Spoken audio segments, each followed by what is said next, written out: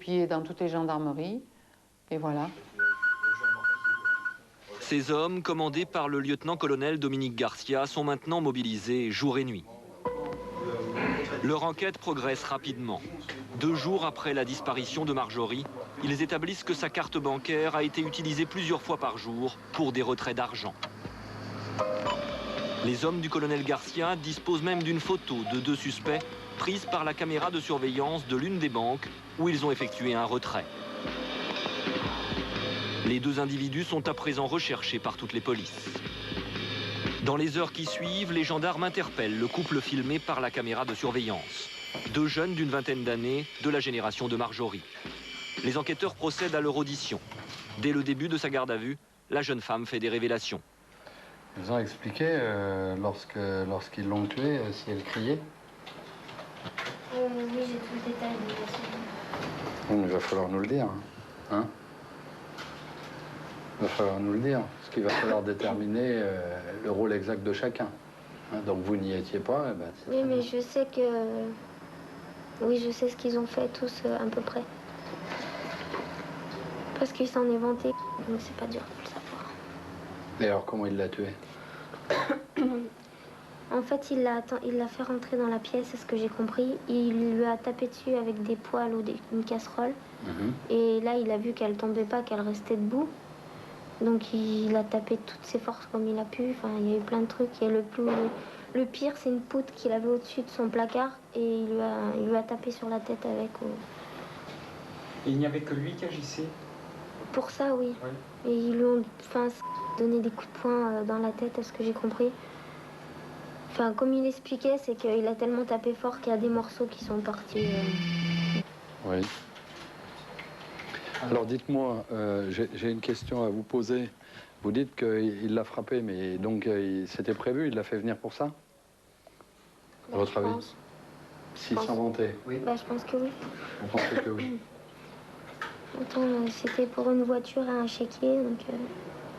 D'accord, donc il a... Mais je sais qu'il est pas très net, il fume, il consomme de l'alcool, enfin de la drogue. Je sais qu'il peut être très violent aussi. Il fait venir Marjorie pour la voler, pas pour la tuer, ou comment tu... Je sais pas. Vu comme c'était raconté, c'était prémédité, quoi. Le couple avoue qu'il a aidé les 3 tueurs présumés à transporter le corps de Marjorie. 5 personnes auraient participé à l'assassinat et au transport du corps de la victime. Reste à comprendre le mobile du crime. Vous dites qu'il y a eu 3 autoradios, un lecteur DVD portable. Qui c'est qui a décidé d'acheter ces objets? Chacun choisissait? Voilà. Vous avez choisi quoi, vous? J'avais pris Moi, au début, je voulais m'acheter un ordinateur portable d'occasion que j'avais eu chez Cash Converter. Ouais. Mais j'ai pas pu le prendre, donc je me suis pris un lecteur DVD portable de voiture. Ça vaut combien? Ça vaut 300 €. Et normalement, on avait tous 2 chèques à peu près. Et moi, les miens sont passés les 2 dedans, en fait. Chez Noroto, pour plus de 150 €, il faut refaire un chèque, en fait. Donc, et après, ils ont commencé à tous partir en vrille. C'est pour ça qu'ils ont gaspillé les chèques, n'importe comment. Gaspillé, c'est-à-dire?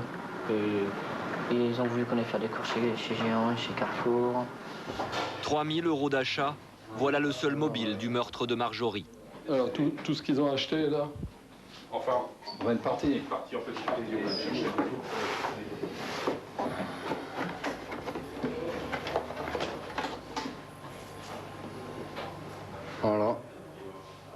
Voilà, une jeune fille de 23 ans pour se payer un lecteur de DVD, de voiture. Dernier objet à la mode. Dernier objet à la mode. Ce couple vient de faire des révélations extrêmement graves sur le fait que Marjorie aurait été purement et simplement assassinée pour s'emparer de son chéquier et de sa carte bancaire, et que le corps de cette jeune femme aurait été immergé dans un canal dans le Gard près d'Aigues-Mortes. Ouais. Les gendarmes de la section de recherche de Nîmes décident alors de se diviser en 2 groupes. Pendant que les uns vont à Aigues-Mortes rechercher le corps de Marjorie, les autres partent identifier le reste de la bande encore en liberté. qu'il m'explique un petit peu tout, parce que j'ai pas tout. Le colonel Dominique Garcia coordonne l'ensemble du dispositif et informe le procureur de la République d'Alès de la progression de l'enquête. Aigues-Mortes, en Camargue, sur les rives du canal du Vidourle. C'est ici que le corps de Marjorie aurait été jeté à l'eau, roulé dans une couverture jaune et lesté de 2 parpaings. Les 2 suspects déjà interpellés sont amenés sur les lieux. Ils montrent, geste à l'appui, l'endroit où ils ont jeté à l'eau le corps de Marjorie. Donc la voiture garée, tu dis comme ça? Bah comme ça, là, quelque chose près, c'était bon, plus près sûr. Plus reculé déjà? Ouais, plus reculé, parce que bon, il fallait pas qu'on tombe non plus dans l'eau, certes, mais comme ça, quoi, je veux dire. Après, t'as un peu plus braqué comme ça, ouais, c'est clair. On a rien. Il a travaillé le corps? Non, on est resté dans la voiture, ils l'ont appelé à la fin pour qu'elle vienne aider, mais elle a pas pu, elle a fait semblant de soulever en fait. Elle est venue quand même au bord de l'eau? Voilà, elle est obligée, parce qu'ils ont été la chercher. On va t'asseoir. Ouais. Dis-moi ce que t'as fait. Bah, j'étais dans la voiture. T'étais dans la voiture, t'as pas bougé de la voiture? Si, je suis descendue 30 secondes, même pas pendant qu'ils jetaient le corps, c'est tout. Montre-moi où et montre-moi ce que t'as fait.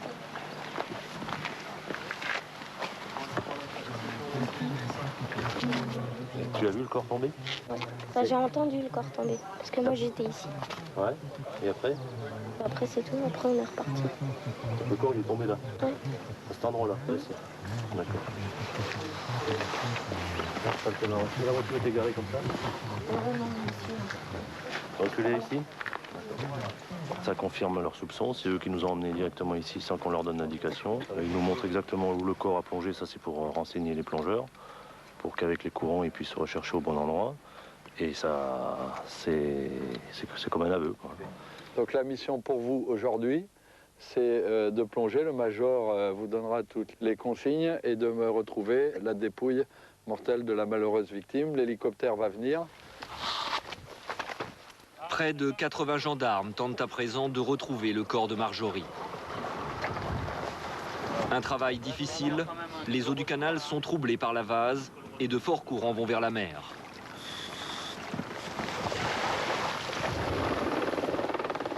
Il y a plus de 10 mètres de fond et la visibilité n'excède pas 50 cm.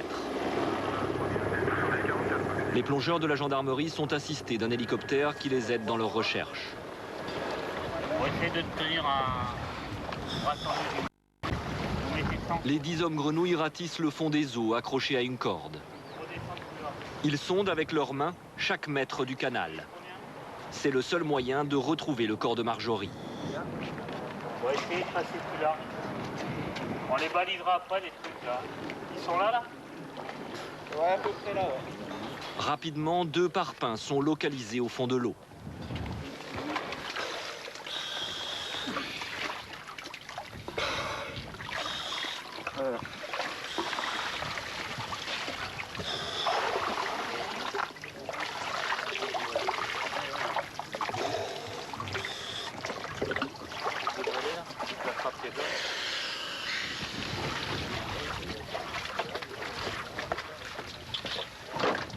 Les 2 seules traces qu'on ait trouvées, donc, ce sont ces 2 parpaings, sans dépôt apparent dessus. À mon avis, c'est un signe. Après plus de 10 heures de recherche, l'opération touche à sa fin.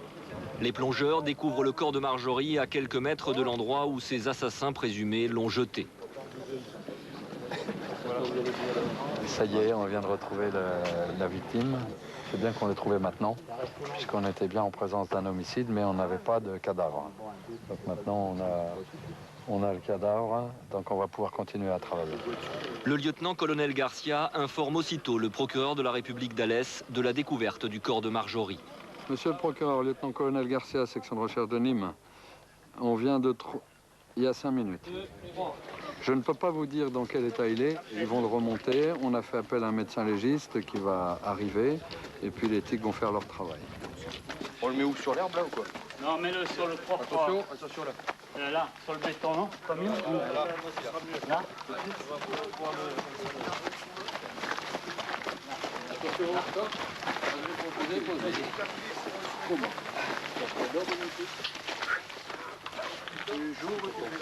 Dès les premiers examens du corps de Marjorie, les techniciens en identification criminelle constatent que la jeune fille a été attachée avec des cordes. Son visage a été recouvert d'un scotch noir qui camoufle de nombreuses blessures profondes.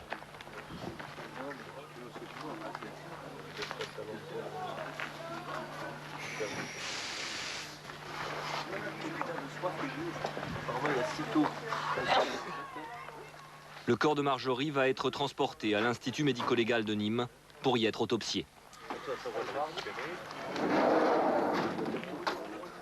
Colonel, vous pensez à quoi en ce moment? Je pense au travail qu'il faut faire, les constatations qui doivent être très minutieuses, et puis à la préparation des opérations pour les interpellations de demain matin. Voilà à quoi je pense. Et on se rend compte que c'est vraiment tuer quelqu'un, une vie humaine, c'est... Pour certains, ça ne compte pas. Pour certains, ça ne compte pas. Bien sûr, ça compte. Bien sûr.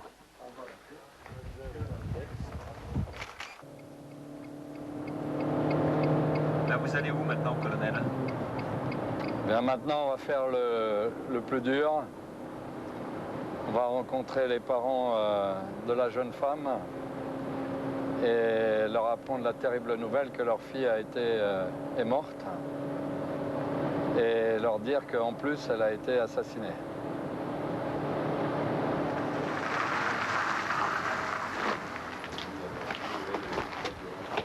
Merci, mon colonel. Bonjour. Bonjour. Bonjour. Bonjour, madame. Bonjour. Bonjour. Bonjour, monsieur. Bonjour, monsieur. Bonjour. Bonjour, tenez, asseyez-vous. Allez-y. Je me présente, je suis le lieutenant-colonel Garcia de la section de recherche de Nîmes. Hein, j'ai donc été saisi par le parquet avec mes collègues de l'Ardèche. Hein. Donc mes collègues ont travaillé depuis la semaine dernière. Moi, je travaille depuis vendredi. Et on a malheureusement une mauvaise nouvelle à vous apprendre. Elle est morte? Malheureusement, oui. Non. Non, elle n'est pas morte, ma Marjo. Vous êtes sûr? Ouais. Allez.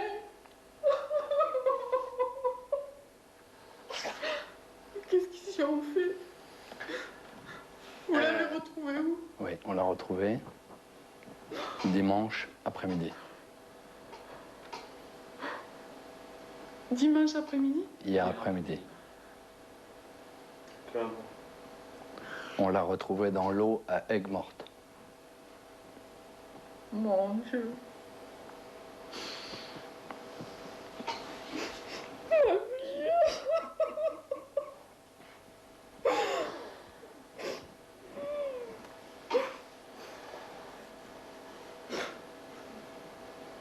Mon Dieu, qu'est-ce qu'ils y ont fait? Écoutez, ils Ils l'ont... l'avaient violée sûrement? Non, non, non, non. Il n'y a pas de violence sexuelle. Non, non. Ils l'ont assommé, Et ils l'ont balancée? ils l'ont tué et ils l'ont jeté à l'eau. Tu vois, je vous le disais que c'était pas une fugue. Hein. Mon Dieu, mais j'arrive pas à le croire. Je peux pas le croire. Je crois que tant que je la verrai pas, je ne croirai pas. Elle est où, là, alors? Alors, elle est à Nîmes. Oui. Et on va faire l'autopsie mercredi matin. D'accord. Vous me la rendrez quand? Écoutez, aussitôt après, ça sera possible, bien sûr. Hein?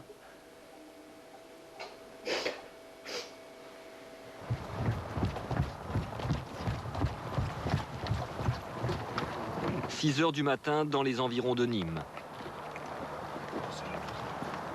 Les gendarmes se préparent à interpeller à son domicile l'un des 3 assassins présumés de Marjorie. Gendarmerie! Ouvrez la porte!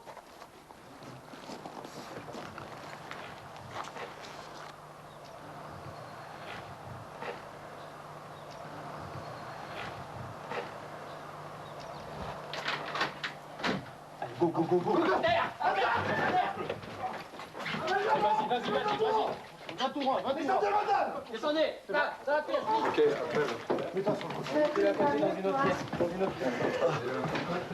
Au même moment, ces 2 complices sont arrêtés. Alors, pour la garde à vue. La garde à vue, ça dure 24 heures. Ah, monsieur Jésus! Elle peut durer 24 heures. Elle peut être prolongée de 24 heures. Mais je ne vais pas aller en prison! Je vous ai pas dit que j'allais en prison. Ma mère avant de péter, hein. Pardon? Ma mère avant de péter, hein. D'être en garde à vue. Écoute-moi bien, mon garçon. Moi, je dis pas, mais ma mère... Si tu dis la vérité, si tu dis Écoute-moi maintenant, s'il te plaît, ne m'interromps pas. D'accord. J'ai une commission rogatoire d'un juge dans une affaire grave et tu sais laquelle. On n'est pas des gamins, tu sais pourquoi on est là. Si tu veux que ta mère rentre vite à la maison, tu as intérêt à dire la vérité. D'accord? La vérité. Ok? Alors, si tu es prêt à coopérer, ça se passera très bien. Tu vas coopérer? Alors pourquoi? Alors on commence. Premier test. Pourquoi suis-je ici? Tu vas coopérer. Pourquoi suis-je ici? Je m'en doute. Alors vas-y, je t'écoute. C'est par rapport au chèque. Continue. Tu es sur la bonne voie, mais c'est pas seulement ça. Je me déplace pas comme je suis là pour des chèques. Je me déplace ici pourquoi? Chèque. Pourquoi? Chèque. Alors déjà, tu vois, pour te mettre tout de suite dans le bain, il y a quelque chose qui m'intéresse ici, c'est un congélateur. Et le congélateur, je vais le saisir et l'emmener. Et alors si, toi, si je suis là pour les chèques, le propriétaire de cette maison, c'est ta mère. Donc c'est ta mère qui va répondre de ce que je vais trouver dans le congélateur. Ou de ce que je cherche dans le congélateur. Mais que j'ai trouvé et qui n'était plus dans le congélateur. Alors pourquoi je suis ici? Je t'écoute. Qui je cherche? Comment elle s'appelle? Comment s'appelle cette personne? Mais c'est fait. Mon pauvre, les carottes sont cuites. C'est terminé. Maintenant tu es dans la réalité. Alors ça va bien se passer, mais tu vas nous dire. Comment elle s'appelle? Tu prends combien? Moi je suis pas là pour dire je prends combien. Je suis pas juge. De toute façon, À peu près. Je ne sais pas. Moi, je veux savoir. Si Mais j'en sais rien, quoi. Je ne suis pas juge. Après. Comment elle s'appelle? Marjorie. Marjorie. Et où elle est, Marjorie? Elle est où, Marjorie? Où est-ce que je l'ai trouvée? Dans l'eau. Dans l'eau. À quel endroit? La rue morte. Ça va. Je raconte au lieutenant. Les gendarmes de l'identification criminelle se préparent à passer au peigne fin tous les recoins de la maison.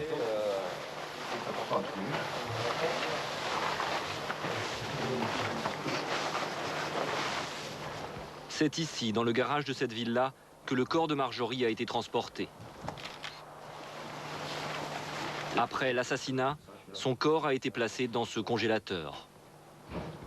Nous allons saisir ce congélateur afin d'effectuer les constatations extérieures avec l'Institut de la gendarmerie nationale. Qu'est-ce que vous avez repéré?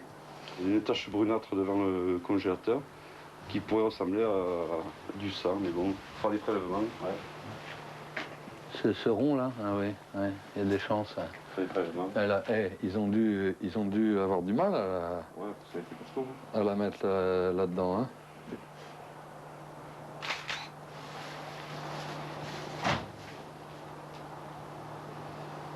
Bon, ben, c'est sûr, on va avoir du sang là. Comment ça se fait que le congélateur est vide? Ça, va falloir qu'il nous l'explique aussi. Il est déformé. Mon Dieu, d'imaginer que cette pauvre fille a été mise là-dedans. Autre indice capital, les traces au sol laissées par les deux parpaings manquants. Là, je vais prendre en photographie les parpaings qui pourraient correspondre à ceux découverts sur le lieu de la découverte de la victime avec Mortin.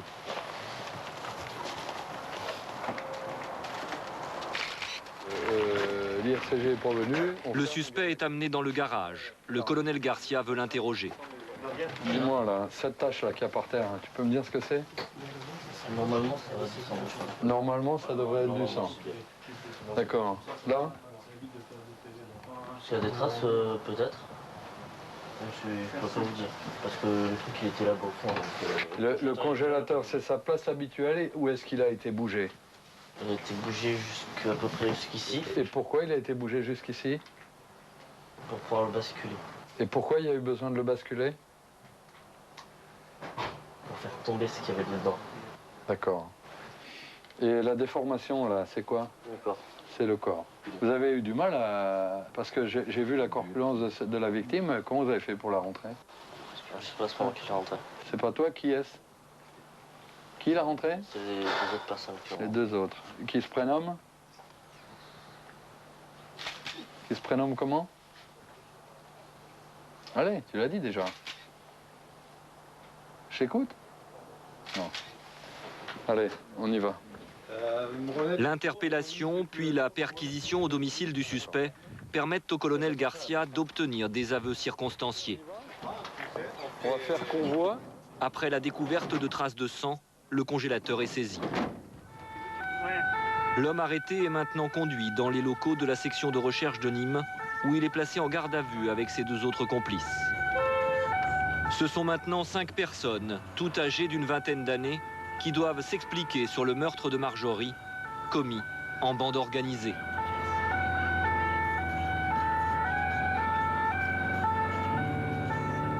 L'affaire Marjorie éclate au grand jour. Tous les journalistes de la presse locale en font leur gros titre. Puis la radio, la télévision, la presse nationale, tous les médias évoquent le meurtre de Marjorie, décrit à la une comme un crime barbare.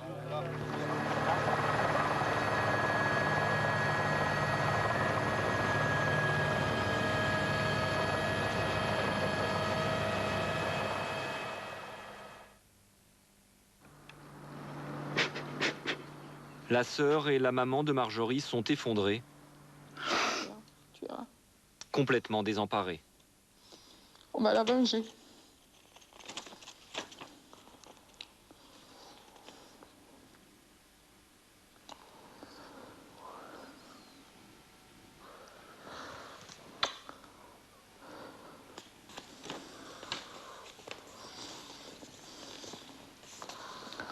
Tu vois ma chérie, il faut se méfier de tout le monde, c'est ça qui est malheureux.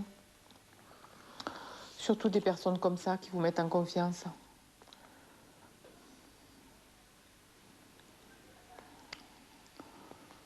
C'est affreux.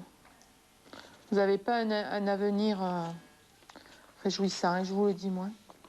Ça fait peur maintenant. Hein. Toutes les semaines, il se passe quelque chose. Franchement. Retour à la gendarmerie de Nîmes. À la section de recherche, les 3 personnes interpellées le matin même sont interrogées par le colonel Garcia et par ses hommes. Oui. Pendant la garde à vue, les gendarmes mettent sous pression psychologique les 3 suspects. Comme la dernière fois. Le lieutenant-colonel Garcia installe un climat de confiance pour obtenir les premiers aveux. Les 3 assassins présumés sont inconnus des services de police. L'un des suspects est secouriste bénévole, l'autre, éducateur pour enfants. Rappelle-moi ton travail. Animateur. Où ça? Mais dans quoi? Animateur de quoi? De théâtre? Enfant. Tu t'occupes d'enfants, c'est ça? J'ai pas envie de te juger, moi. C'est trop dur de vous juger. Hein? Nous aussi, on a des enfants. Nous aussi, on a des amis. Et on voudrait bien que nos enfants et nos amis et notre famille puissent sortir le soir, être invités quelque part à manger sans avoir peur. Avec ce que vous venez de faire, nous, on a tous peur. On comprend pas. Tu comprends, toi? Je comprends, mais après... Tu comprends? Pourquoi vous avez fait ça? Elle était gentille comme tout. Vrai ou faux? Marjorie? Moi, j'en sais rien, je l'ai même pas eu le temps de parler avec... C'était la seule fois où tu l'as vue? C'est la seule fois où je l'ai vue. Alors pourquoi tu l'as frappé? Tu t'es senti autorisé à taper? Ou ils t'ont demandé de le faire? Bah ouais, ils m'ont demandé de le faire, ils m'ont dit ça. Et alors si t'avais dit de monter au 5e étage et de sauter, tu l'aurais fait? À l'état que je suis, oui. C'est quoi? Quel état? Tu peux expliquer? Donc là, même avant ça, je suis dans un état où partir, pour moi, serait la meilleure solution. Pour moi, c'était un jeu. Il n'y avait pas de... Je pensais pas qu'on allait le faire. Voilà. C'était... parce que ça reste quand même un crime, quoi. Il avait l'air trop décontracté. Il me dit... je comprends un peu d'un côté les serial killers qui prennent du plaisir quand ils font ça. Donc elle a ouvert la porte d'en bas, elle est montée. J'ai fait la bise dans le couloir. Elle est passée devant, je me souviens, je pense qu'elle est passée devant moi. Sur ce, il y avait mon frère qui avait préparé casserole derrière la télé. Il y avait une poutre qui était sur mon lit, enfin une corniche d'armoire. Et puis moi qui avais préparé un poêlon dans le cadre où elle rentrait, à l'intérieur. Mais bon, tout ça, jusqu'à même que j'y dise bonjour, je veux dire, ça restait du cadre des gamins qui allaient rien faire. Elle a commencé à avancer, elle a passé la cuisine, je la suivais derrière sans rien dans les mains, en me disant, bon, il faut arrêter. Mais d'un autre côté, elle va vers mon frère presque pour lui faire la bise. Et je me dis non, mais tu vas paraître comme un gars qui a pas de couilles, et puis en même temps tu as l'adrénaline qui te pousse, puis la peur, puis tout un tout quoi, qui fait que je suis retourné en arrière, j'ai repris le poêlon, j'ai porté un premier coup, ça l'a fait s'avancer un peu vers mon frère. Mon frère par réflexe l'a poussé pour pas se la prendre dessus. Elle est retombée sur les fesses, on va dire. Une fois qu'elle était par terre, elle a reçu des coups de poing ovales, elle a reçu des coups de poing en inox par moi. Les coups de poing ovales, elle les a reçus par. À ce moment-là, elle m'a dit qu'est-ce que tu fais? Elle m'a regardé en se tenant la tête avec les deux mains. J'ai pas parlé, je l'ai regardé, je savais plus quoi faire. On se regardait, on attendait qu'il y en ait un, enfin du moins moi j'attendais qu'il y en ait un qui me dise stop, on arrête. Sur le moment j'étais tétanisé comme pas possible. Mais elle a crié. Elle a commencé à crier. Qu'est-ce qu'elle disait? Elle s'est retournée vers elle. Elle a dit qu'est-ce que tu fais? Qu'est-ce que tu fais? Elle a essayé de franchir la porte du palier. Elle n'est pas arrivée. Elle est restée dans la cuisine. Tous les coups ont été portés au niveau du visage. Aucun autre coup n'a été porté sur le corps. Je tiens à préciser qu'il n'y a eu aucune violence sexuelle. Il n'y a eu rien de tout ça. Le but était juste d'achever la vie de cette personne de manière à pouvoir s'en sortir financièrement sous les pressions, tout ça. Bon, enfin, rien n'est excusable. Et là, il a redonné un coup, il est retombé vers moi, j'ai repoussé, j'ai envoyé une pelle dans la tête. Une seule? J'ai envoyé un coup, deux coups, trois coups. Elle a mis sa main, elle m'a griffé. Où elle t'a griffé? Là. Elle s'est défendue. Ensuite? Ensuite, elle est retombée vers elle. Il a repris sa poêle, il a retapé, tapé. Je sais pas combien de fois il a tapé. On ne pouvait plus revenir en arrière, c'était trop tard. Le jeu était installé. Il fallait qu'on termine. On n'a même pas discuté. Je veux dire, on s'est compris parce qu'on savait que bon, ben, dans tous les cas, il fallait aller jusqu'au bout. C'était fini, quoi. Et pourquoi ne pas avoir arrêté avant, au premier coup porté? Parce que justement, au premier coup porté, elle serait dans ma tête, elle allait voir de suite la gendarmerie. Dans ma tête, il était impossible qu'on en sorte indemne, on va dire. Dans ma tête, on partait directement en prison. Ensuite, j'étais en demi-touche, moi je suis assis. J'ai pu m'asseoir sur le lit. Il a allé chercher du scotch, c'était sur une étagère. Il a scotché tout le visage. Pourquoi il a scotch? Il a scotché parce qu'il a vu bouger.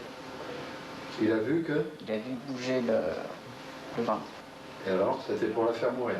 Je sais pas si c'est pour faire mourir ou pour la cacher, le visage ou je sais pas quoi. Voilà. Je lui ai bandé les mains et les jambes. Avec quoi? Du Shutterstone, genre de Shutterstone noir. Ensuite, les yeux, la bouche. Pourquoi? Après, Pourquoi les yeux? Pourquoi les yeux, la bouche? parce que je voulais pas voir je voulais pas voir son visage, son regard. Et la bouche par rapport à ce que ça écrivait. Elle n'avait pas crié déjà? Si, elle avait déjà crié, enfin elle avait déjà, on va dire, crié si on peut appeler ça. Qu'est-ce qu'elle a crié? Qu'est-ce qu'elle a dit? Elle a crié une fois au secours. Qu'une fois. Et c'est pour ça que tu la baïonnes? Non, parce que c'était convenu avant qu'on la baïonne, dans tous les cas. Que ce soit moi ou quelqu'un d'autre, on devait la baïonner. Le but étant de la calmer au plus que possible. Donc, je sais pas. Quand tu dis le mot calmer, ça veut dire quoi pour toi? J'ai pas envie d'employer le terme la tuer, mais c'est la vérité, quoi. Je veux dire, le terme, c'était de... Pour nous, on n'imaginait pas que c'était un humain dans nos têtes. Je veux dire, le terme, c'était... calmer cette personne, enfin, je sais pas comment l'expliquer, c'était achever ses souffrances, quoi, tout simplement. De toute façon, on aurait préféré qu'il n'y ait pas de souffrance, qu'un coup soit porté et que ce soit terminé. D'où la violence des coups portés. D'où la violence des coups portés, de manière à pouvoir achever au plus rapidement cette souffrance, parce que c'est pas comme à la télé et ça se porte pas sur un seul coup. D'accord. Dans le village de Saint-Ambrois, où vit l'un des suspects, c'est la stupeur. L'homme jouit d'une bonne réputation, un garçon discret et sans histoire, dit-on. Quand vous avez appris le meurtre, ça vous a fait quoi? Un choc. Très étonné parce que le monsieur qui semblait très gentil, correct, poli, propre. Je me serais jamais imaginé que ce monsieur soit un meurtrier, jamais. Nathalie, la meilleure amie de Marjorie, garde un souvenir très précis de l'un des suspects. Il présentait bien. Il avait l'air d'être très ami avec elle, parce qu'il lui parlait de tous ses problèmes, elle lui parlait de ses problèmes à elle. Il la conseillait, il lui a donné des conseils. Donc il se faisait vraiment passer pour un ami pour elle, parce qu'il était... Moi, quand je l'ai vu, il présentait très bien, une bonne allure et quelqu'un de très gentil, quoi. Est-ce qu'à ce moment-là, vous pouviez vous douter qu'il y avait quelque chose de pensable? À aucun moment. Si j'avais pu penser un seul instant qu'il aurait pu se passer quelque chose, je lui aurais dit de plus jamais y aller, quoi. À aucun moment, vous avez pu douter de ce garçon? Non, jamais. Nous sommes dans les locaux de la gendarmerie de Nîmes. Tu veux un café? Ouais. En matière criminelle, les gardes à vue durent 2 jours. Et c'est souvent dans les dernières heures que les suspects se livrent à d'ultimes confessions.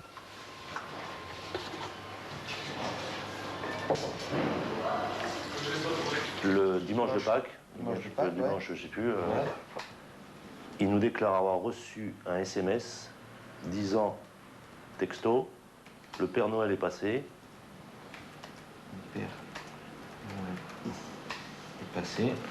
Nous sommes riches.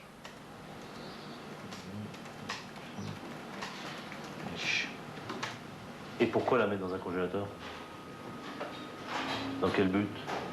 Je sais pas, dans le but, je sais pas, peut-être qu'elle se fasse pas retrouver ou qu'elle soit... peut-être qu'elle soit... comment dire ça? Je sais pas, moi, peut-être que... Moi, d'après les raisons qu'ils m'ont données, c'est pour que l'odeur ne sente pas. D'accord. Parce que si on la laisse dans le garage, son congélateur, elle va puer. De la garder longtemps? Non, de la garder le temps de faire la transaction. C'est-à-dire le temps de faire ce qui devait se faire là. Ah, parce que dans votre tête, vous aviez toujours les missions des chèques à faire. Avec l'urgence. Moi, voilà, c'est toujours... voilà. Donc moi, je me suis basé sur les chèques et non sur elle. Donc il fallait se débarrasser du corps rapidement pour pouvoir émettre les chèques et après on s'occupe du corps plus tard. Moi, j'avais pas le choix de me la coltiner. Mais c'est ça.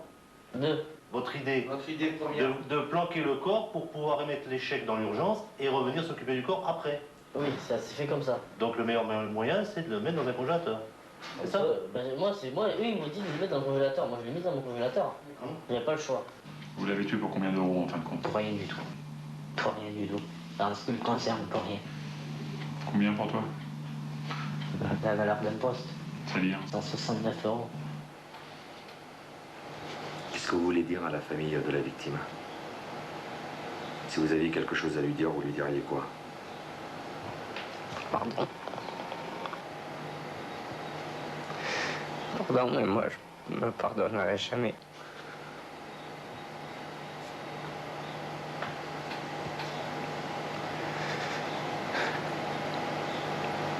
Demander pardon, mais... que ce soit le pardon, que ce soit le pardon de Dieu, que ce soit le pardon de leur famille, que ce soit le pardon de tout le mal que j'ai fait autour, je ne pardonnerai jamais. Comme dit, je comprends un peu d'un côté les Vraiment, serial killer qui prennent du... Nous avons montré à une psychologue des extraits d'audition des 3 assassins présumés de Marjorie. Jusqu'au dernier moment qu'elle arrive Cette experte en criminologie nous livre son analyse. Est-ce que ça vaut le coup? Est-ce qu'il faut le faire? Ce sont de vrais tueurs. Hein. C'est ça, toute l'âme du tueur, c'est vraiment une âme d'animal. Hein. Un animal qui va s'attaquer à une proie, eh bien, au début, il va peut-être prendre du plaisir simplement à piquer sa proie et à juste lui faire du mal. Mais pourquoi il va jusqu'au bout? Il va jusqu'au bout parce qu'il y a une surexcitation à tuer. Hein. Tuer, c'est un instinct. Eh bien là, c'est la même chose. On est comme chez un animal. Ces personnes-là essayent de faire entendre aux individus que nous sommes que ce qui s'est passé, c'est normal.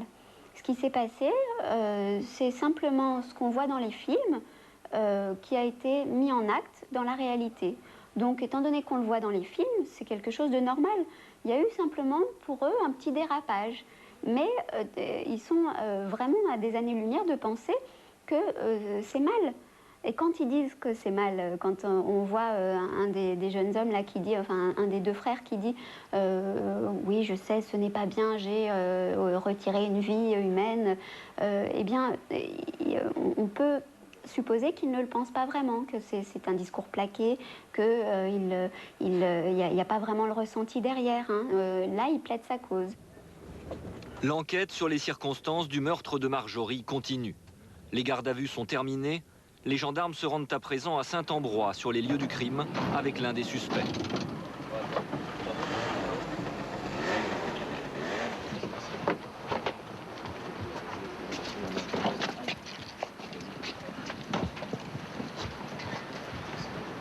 C'est ici, au premier étage de l'immeuble, que le 9 avril dernier, Marjorie avait rendez-vous avec la mort.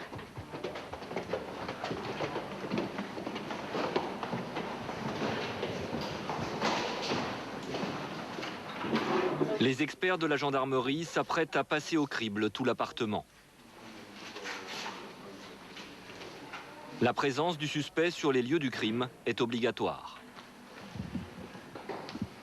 Dans la cuisine, au sol et sur les carreaux, les gendarmes relèvent plusieurs traces du sang de la victime.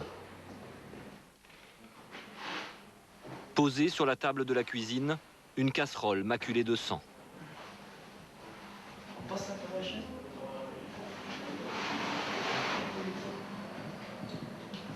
Au centre de la salle à manger, entre le lit, la table et la télévision, c'est là que Marjorie a été frappée à mort. L'appartement est intégralement photographié. Tous les éléments saisis lors des perquisitions permettront d'établir la culpabilité des 5 suspects. Les assassins présumés sont présentés à un juge d'instruction. Ils sont mis en examen pour meurtre en bande organisée et placés en détention provisoire dans l'attente de leur procès devant une cour d'assises. Ils risquent la prison à perpétuité.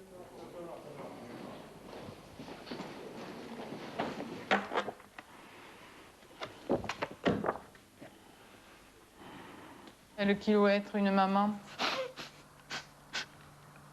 Tu vois, ma chérie? Ton prix à nous.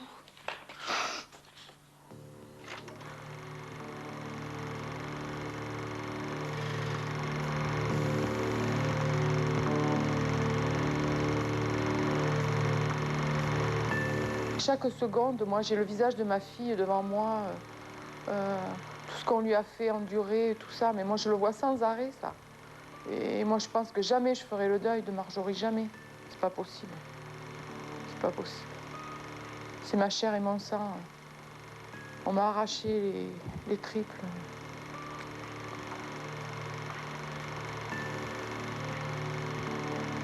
J'ai du mal à vivre sans elle.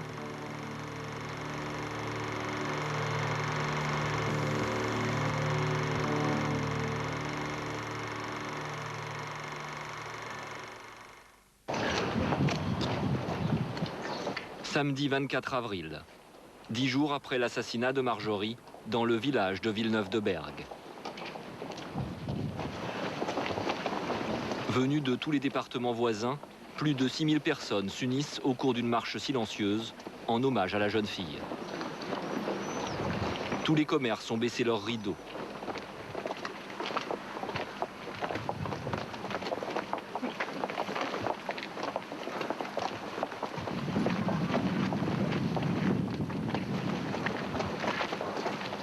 Le secrétaire d'État chargé du droit des victimes, Nicole Gage, est en tête de cortège. Elle est venue témoigner de son soutien à la famille de Marjorie. Je suis venue parmi vous pour dire notre réprobation contre cette violence qui ne doit pas, surtout pas devenir un acte ordinaire. Mobilisons-nous ensemble, encore et toujours, et aujourd'hui aux côtés des parents de Marjorie, pour que, évidemment, plus jamais ça, plus jamais cette barbarie. Je veux seulement dire merci de m'avoir accompagnée tout au long de cette route. J'espère que Marjorie ne sera pas morte pour rien. Et je vais me battre pour que ces agresseurs paient. Et puis je veux plus que ça recommence. Je veux plus qu'une autre fille tombe dans un guet-apens pareil. Le procès des assassins présumés de Marjorie s'ouvrira dans les 2 ans à venir devant la cour d'assises de Nîmes. Un long parcours judiciaire commence pour la famille de Marjorie. La grande difficulté pour la partie civile, pour les parents que vous êtes, c'est bien entendu d'arriver à tenir pendant tout ce temps. C'est-à-dire cette attente, parce qu'en réalité, le travail de deuil pourra commencer seulement et malheureusement après la condamnation. Sachez qu'au regard du fait qu'ils ont été mis en examen et qu'ils comparaîtront vraisemblablement devant une cour d'assises pour des faits de vol accompagnés ou suivis d'actes de violence ayant entraîné la mort, ils encourent la réclusion criminelle à perpétuité. Les jurés du Gard devant la cour d'assises qui, par définition, en tant que citoyens, en tant que parents, vont prendre connaissance de l'horreur de ces faits, avec une jeune fille de 20 ans massacrée dans de telles conditions, fait qu'à mon sens, cette peine non seulement est encourue, mais à mon sens apparaît d'ores et déjà acquise. On veut que tout le monde prenne à perpète et je pense que ça va marcher. J'ai confiance, ils sont super. Ils nous ont beaucoup épaulés. Ça va vous aider? Oui, ça va m'aider. Ça me donne courage. Ça me donne courage. Très sensible à la mobilisation autour de la mort de sa fille et à la marche silencieuse organisée quelques jours plus tôt, Christine Hubach, soutenue par ses amis, décide de créer l'association Marjorie. Elle milite désormais pour un durcissement de la loi en matière de crimes commis avec torture et actes de barbarie. La peine de prison incompressible passerait de 20 à 30 ans. Elle a déjà obtenu un premier soutien de poids, celui du député de l'Ardèche, Jean-Claude Flory. C'est un message à tous ceux qui pourraient éventuellement passer à l'acte avec des actes aussi horribles, qualifiés ainsi par tous, et je ne sais même pas si on peut trouver le juste qualificatif, pour que ces gens-là sachent que s'ils franchissent cette barrière du respect humain, ils auront droit à la sanction la plus élevée existante dans un pays comme la France et voulue par ses élus. Cette promesse ne restera pas lettre morte. Quelques jours plus tard, à l'Assemblée nationale, le parlementaire de l'Ardèche rencontre Bernard Accoyer, le président du groupe UMP. Bonjour Bernard. Bonjour Jean-Claude. Eh bien, donc le député reçoit l'assurance que sa proposition de loi sera étudiée dans les prochaines semaines. Suite à l'affaire notamment concernant le meurtre de la petite Marjorie. Je suis en sursis là. De toute façon, ils ont pris la moitié de ma vie. J'ai une autre fille, heureusement. Mais Marjorie, heureusement, est dans mon cœur. Christine Hubach revient pour la première fois sur les bords du canal du Vidourle. Je vais faire une marque. Qu'on n'oublie pas ce que ma chérie a enduré ici. À l'endroit où le corps de Marjorie, sa fille de 20 ans, a été jeté un dimanche de printemps.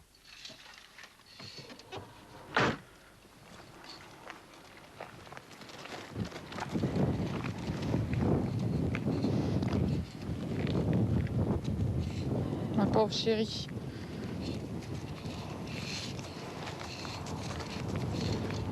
Ma pauvre chérie.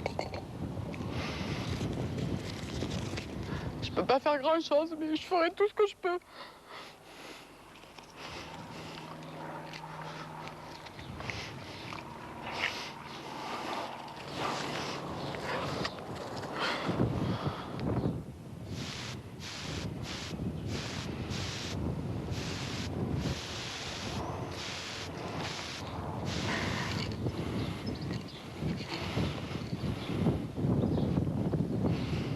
Je t'aime, ma chérie.